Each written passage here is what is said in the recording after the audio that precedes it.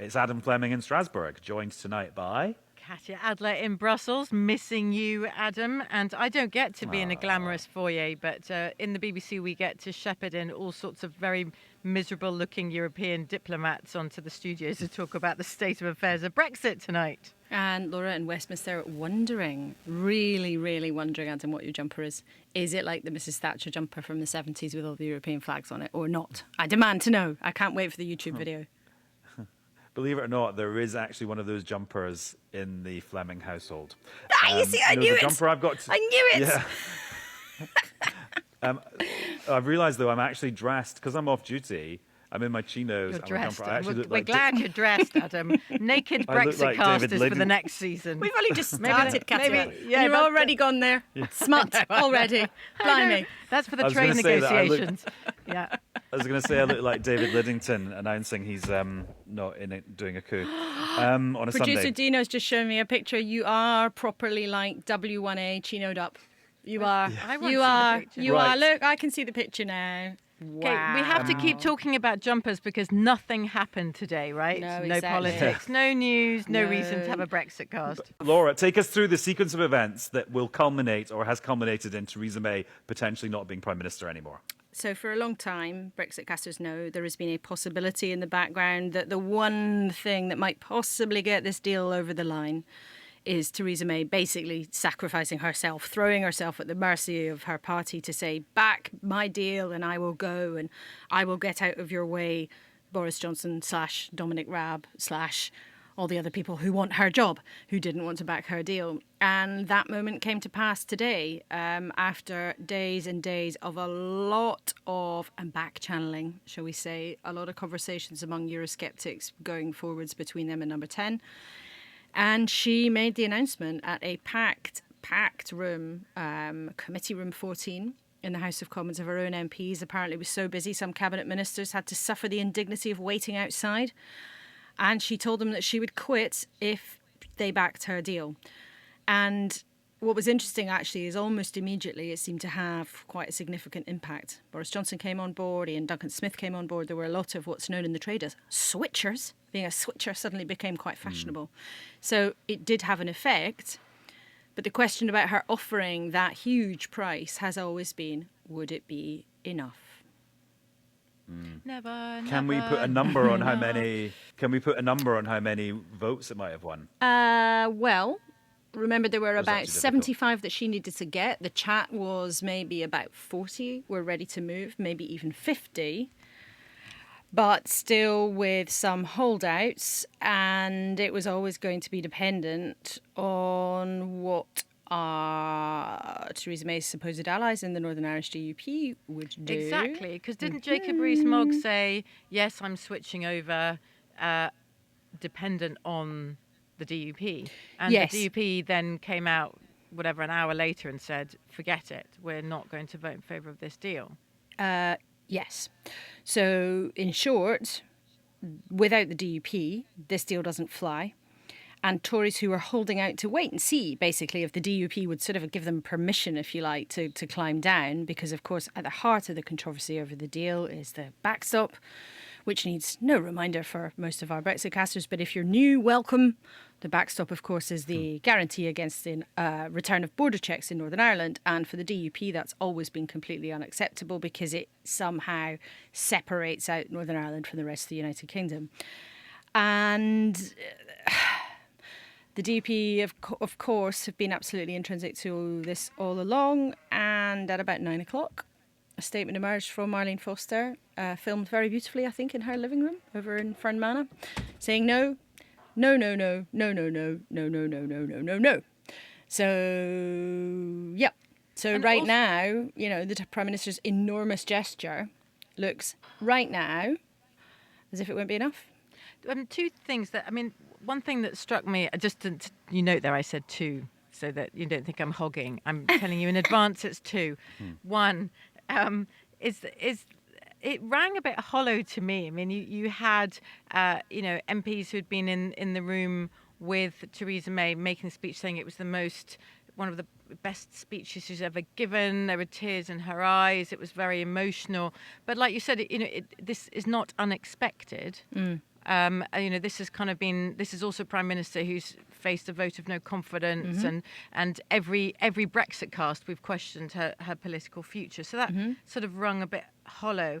And I wonder if the fact that it's been around so long made it less of a big gesture in the end. And how low can you go, the fact that you do this and it's still not good enough? I think that even when big moves are discussed and anticipated, when they actually happen, it's still a huge moment. And it still had the impact very quickly on moving quite a lot of people.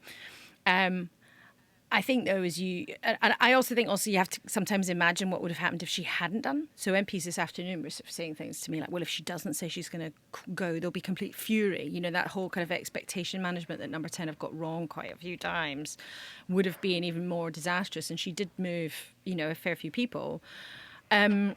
But I think, as you suggest, it was never going to be a kind of cure-all. And Number 10 didn't think it would be a cure-all. And I'll just read you a text I had from a cabinet minister. Where is it in my phone that's about to blow up? It said, the two are linked. It's the right decision if it made a big enough difference. That was at about 8:30, about 20 minutes before Arlene Foster popped up. And it was really clear to me that senior members of the government did not know, as Theresa May was making that statement, partly they didn't know she was going to do it, actually. Her senior colleagues didn't know she was going to do it. Really? Right. Yeah, they didn't know. They didn't know when she did it whether or not it would buy off the DUP. I mean, again, that's a bit like not knowing if Geoffrey Cox was going to update his legal opinion, isn't it? And one senior Brexiteer was saying to me, I cannot believe they were so stupid as to make her do that, or for her to decide to do that without knowing that the DUP were then going to come in line. Would you play your last card when you don't know what it was going to be? Was her sort of resignation, because it feels wrong to call it a resignation because she's not really resigned yet, but or at all. Back me and I'll was go. Her resignation ever designed to win over the DUP? Because they weren't the problems that had a problem with her. People that had a problem with their leadership. It was the Jacob Rees-Moggs and the Borises that did. I think it was designed to unlock the stalemate. Okay, so for ages we've been talking about this sort of you firstery, I'll move, the DUP moves, and the DUP were saying, well, we'll move if it seems that the political wind is moving in that way. But you come back fundamentally to, was there anything sort of in the constitutional changes or the wrapping up of the deal in a different way that might have been acceptable for the DUP? I don't think, Adam, actually rightly, as you suggest, I don't think that alone was expected to move the DUP sort of as a single act, but as a way of creating political momentum, because, we've talked about it so often, hasn't we, throughout this whole process. It's not always about the precise policy issues that are on the table. It's about creating a sense of political energy or creating a kind of inevitability. But it looks very difficult tonight to see how it's going to change things in a very dramatic way, and it means that the DUP still hold the Prime Minister's future in their hands. And Arlene Foster is still in Northern Ireland, and unless and until she's on a plane in Belfast on her way over here, I can't see this deal getting through. That doesn't mean it never will, but I can't see it at the moment. But I just have to, just for fun. Unless and until. What a great phrase. And that's a very Whitehall phrase, isn't it? Let's not go into the backstop at this particular moment. But also, what kind of resignation promise is it? Do you know the truth of it? I don't think Number 10 knows. So I asked someone senior in Number 10, I said, what happens if the deal doesn't go through? And they said, that's a whole other ballgame.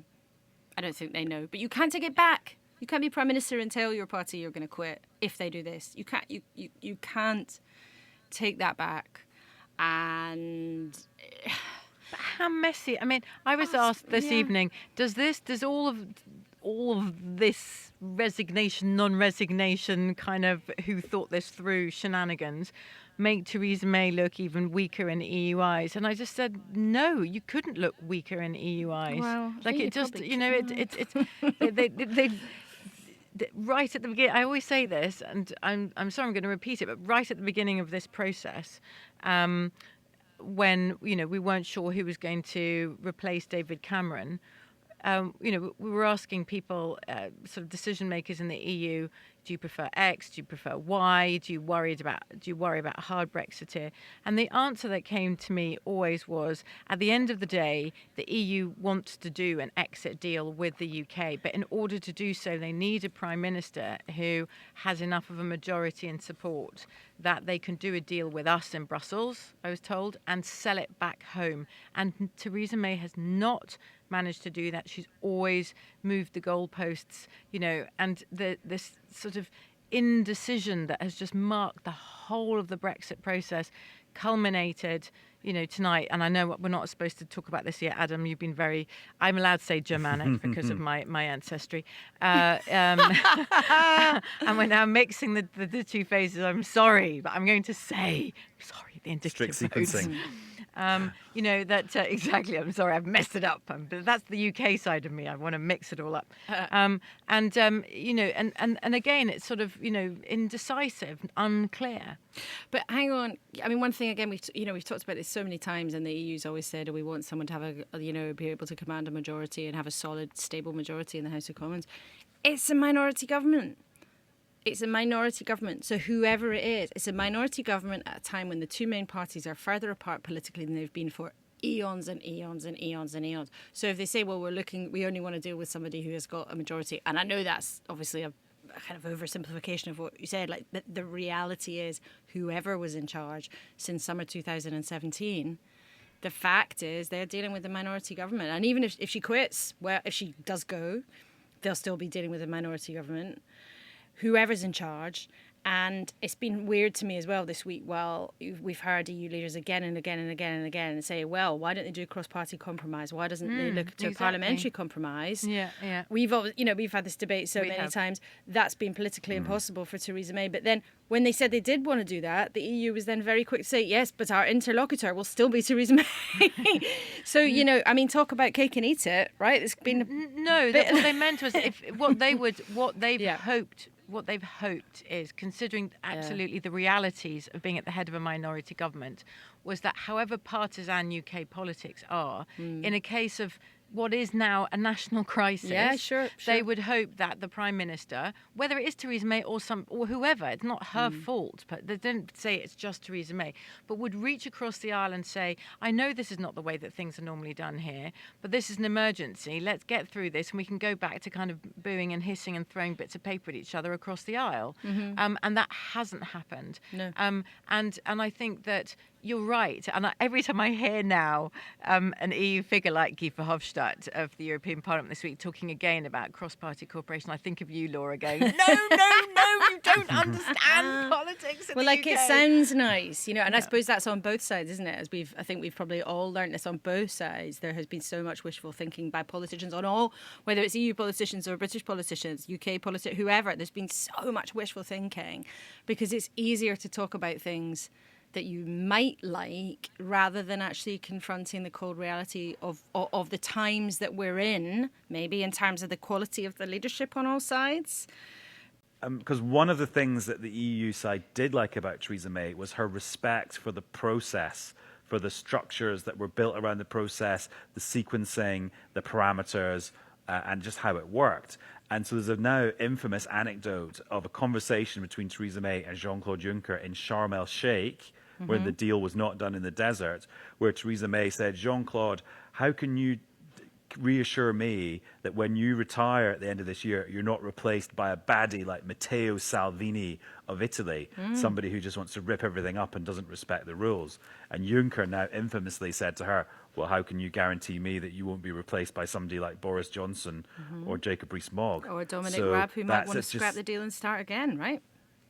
Exactly. And so that's the one thing they really did like about Theresa May, that they thought she was reliable when it came to respecting the process. But can I just say on this point, as we kind of delve into the dunes, is that this fear, worry, concern, or awareness of the reality that Theresa May could be replaced at any time by any of these different figures, is why the EU has tried to tie down the UK as much as possible with this withdrawal agreement, because there is no trust. Which is why there will always be a backstop. Which is why there will always be a backstop. And this is something I find myself screaming, literally scream. My kids think I've gone really stark raving mad now. Screaming at the radio in the car, in the kitchen, in the bath, everywhere, when there are politicians in the UK who are interviewed and talk about the backstop or talk about let's go to no deal or let's do this, let's do that and move on to trade relations or Malthouse, whatever. The backstop will come back to haunt at every single stage. It won't be called the back, it'll be called something else. But this issue is not going away because of our geography and because of the history of the Troubles. It's never going to go away, and it is always going to come back, which is also why, the EU. And yes, of course, it can always be seen as simplistic. I appreciate that, but sort of bangs its head against the wall sometimes, saying, look, if you want to leave the EU, just sign off on the withdrawal. Let's get through to the other side, because we can start talking about trade and we can start talking about the future and we can start trying to build something out of this, because the backstop is never going away and will always come back. Which is, of course, what the UK has to realise that. Which is one of the really interesting things in the last few weeks. I mean, I know, Katya, you said lots, they're on the same side in lots of ways, which I suppose for the first half of this process, it seemed that Theresa May and the EU were really, really pitted against each other. And then actually, once the deal was done, flawed though it may well be to lots of critics on all sorts of sides, actually they've been on the same side in terms of trying to get it done. Shall we segue? Although, actually, before we do, what about Donald Tusk? When you mentioned Sharm el-Sheikh, I think I forgot to tell everybody that during that summit, you know what summits are like? They're like a big security lockdown. There were all these people driving around this kind of slightly odd conference centre in Sharm el-Sheikh. Lovely though it was a slightly surreal experience, and it was about 1 million degrees outside. Anyway, there were all these guys driving around on golf carts inside to get the leaders from one bit of the conference centre to another. God forbid they would have had to walk more than 100 yards. Anyway, one of them offered me and my producer a lift, and they drove us almost into the summit room where the leaders were sitting trying to work it all out. And we clearly didn't have the right pass at all, but he said, oh, you want to go this way? And we just got on to see, well, where will we end up? So we went on a big ride and nearly ended up in the room with world leaders, which would have been could have been worse. It could have been like Austin Powers. You got stuck in the corridor. Well, imagine if we'd ended up in the room. It would have been awful. I'd have been there playing Come On Arlene and all sorts of things, trying to be helpful. Also reminds me, on that same trip, one of the Prime Minister's security diplomatic protection squad, I bumped into him on the way to breakfast very early in the morning in Sharm el-Sheikh, and he said that they all listen to Brexitcast. So if you're listening now, Prime Minister's diplomatic protection squad, thank you for listening. Hopefully listening on one of those cool earpieces with a curly wire. Exactly, and I'm wondering if they would have a favourite about who they'd like to protect next time. Night. Yeah, exactly. Oh, They're yeah. like, oh, sorry, eagle on the move. Oh, hang on, Katya's talking about something. Katya's telling filthy jokes. Oh, sorry, need to be on the protection lookout. Anyway, sorry. What I'm would now you two properly want rambling. as your bodyguard code names? Ooh, I don't know. Well, it can be eagle because Adler means eagle in German. Yeah. Which is, Cara, the wonderful producer says unicorn. Should be unicorn. I like that. I don't know. Actually, on a postcard. Maybe Brexitcasters could suggest good Secret yes, Service code names for you. please do. Yeah, Donald Tusk was here in Strasbourg. He was doing his update from the European Council, which of course had a big Brexit bit, and this was the most dramatic sounding bit of the Brexit bit. Here, let me make one personal remark to the members of this Parliament. Before the European Council, I said that we should be open to a long extension if the UK wishes to rethink its Brexit strategy, which would of course mean the UK's participation in the European Parliament elections. And then there were voices saying that this would be harmful or inconvenient to some of you. Let me be clear, such thinking is unacceptable.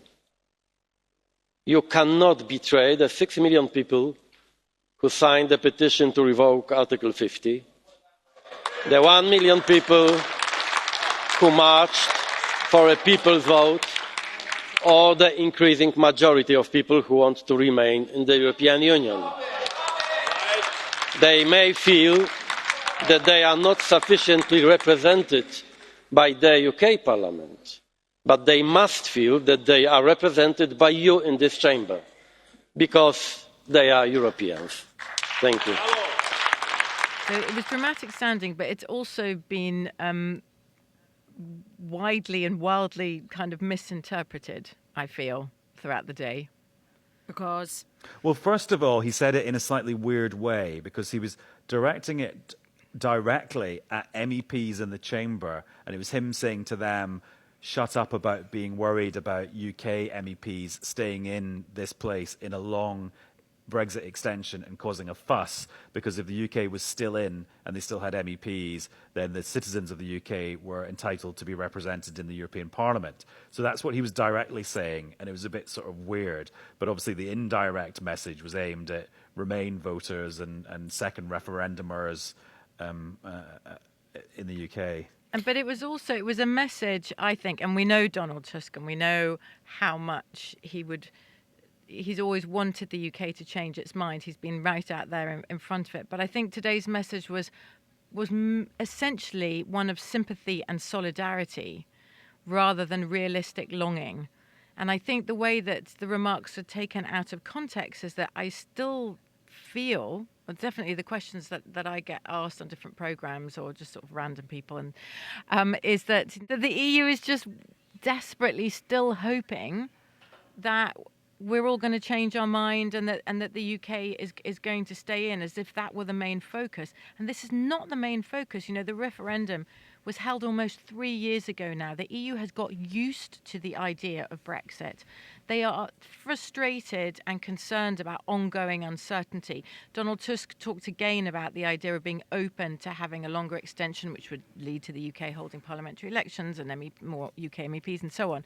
But he wasn't pushing the UK to have it. Nobody wants a longer extension. Nobody wants this agony to continue in the EU. And EU leaders' main focus now is not on the UK. It's about protecting themselves in the Brexit process. You know, they are convinced that Brexit is damaging, whether we do end up with an accidental no deal or Brexit itself. They think it's going to be damaging to the UK, at least in the short to medium term.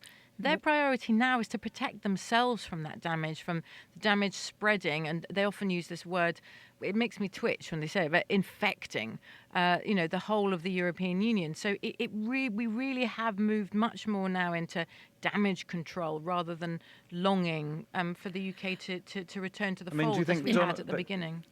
But Katya, do you think Donald Tusk has given up on any hope of a long extension? Because he was the one pushing the longest extension when it was all being discussed sort of the last 2 or 3 weeks.